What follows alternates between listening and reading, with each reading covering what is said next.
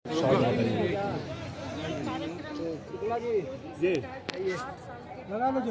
विभाग का महिलाओं को प्रमाण पत्र डेमो चेक का वितरण किया जा रहा है। कोई बात नहीं, महिलाएं जाने दीजिए। वंचित तक विकास की सारी योजनाएं निश्चित रूप से हमारी सरकार जो 8 साल हुए हैं, 8 सालों में उत्तर प्रदेश के कोने में सारे विकास की गंगा पहुंची है। और आज किसान हो, महिला हो, युवा हो, हर व्यक्ति के पास योजनाओं के माध्यम से लाभ पहुंचा है। सरकार सुरक्षा की पूरी गारंटी दे रही है और विकास आगे काम कर रही है। उसी के संबंधित ये कार्यक्रम था कि 8 साल पूरे हुए हैं, तो उस पर हम अपने विकास के जो 8 साल के कार्य पूर्ण किए हैं उसको हम इस आप लोगों के माध्यम से उत्तर प्रदेश की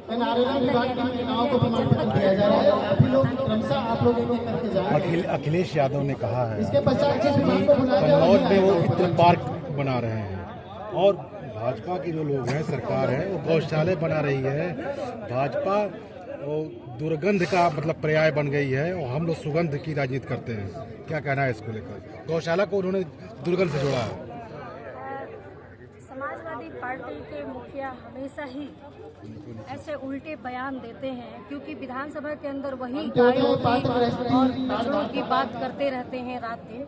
आज गौशाला बना बना के गौवंश को संरक्षित करने का काम भारतीय जनता पार्टी की सरकार, ये मोदी और योगी जी की सरकार लगातार कर रही है। और उनका जो भी काम होता है वो उनके गांव और उनके कुछ लोगों तक निहित होता है। वो जो भी कर रहे हैं वो सिर्फ एक दिखावे की राजनीति, एक वर्ग विशेष की राजनीति करते हैं। आज पूर्वांचल चमक रहा है विकास से और हर तबके के लोग खुशहाल हैं।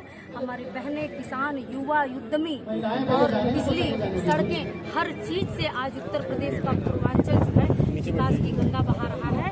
और आज आप सभी के माध्यम से मैं कहना चाहती हूँ कि योगी और मोदी की सरकार है, ये बाबा साहब भीमराव अंबेडकर के सपनों को साकार कर रही है, पंडित दीनदयाल उपाध्याय के सपनों को साकार कर रही है। जो कभी सोचा था कि गांव में रह रहे अंतिम लोगों तक व्यवस्था और सुशासन पहुंचे, सरकार की सभी योजनाएं भ्रष्टाचार मुक्त तरीके से पहुंचे, वो पूरी तरह पहुंच रही है। समाजवादी पार्टी ऐसे झूठे और खोखली बातें हमेशा करती है कि उसके पास बोलने के लिए कुछ भी नहीं है। जब शासन था तो सिर्फ जाति पाति राजनीति की और बिल्कुल गुंडा राज कायम था, बिजली गायब थी और पूर्वांचल का हिस्सा तो उनके लिए दुर्गंध था। मंत्री जी जो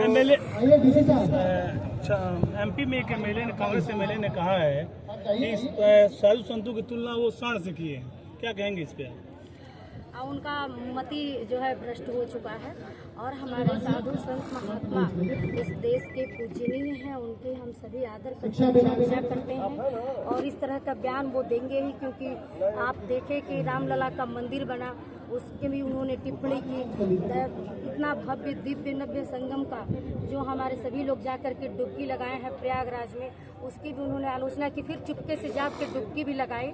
तो इसी प्रकार वो आलोचना करते रहते हैं, क्योंकि उनको सुशासन और ये विकास उनसे हासिल नहीं हो रहा, क्योंकि उनके तक ज्ञान ही नहीं था कि ये सारी चीजें हमें करनी है।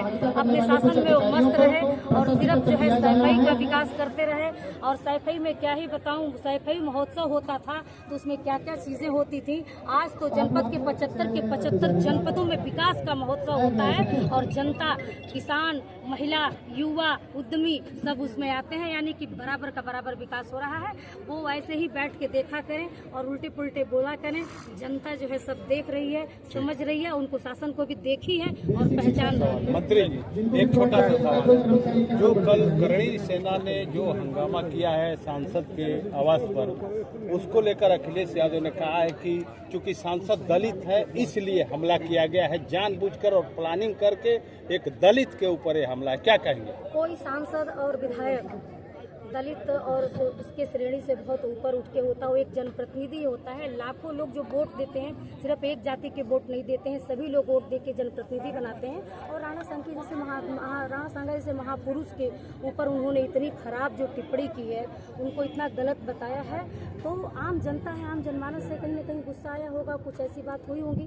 तो निश्चित रूप से सरकार इस पे ध्यान दे रही है, कुछ भी गलत नहीं होगा। कोई कार्रवाई अभी तक नहीं हुई है उसमें?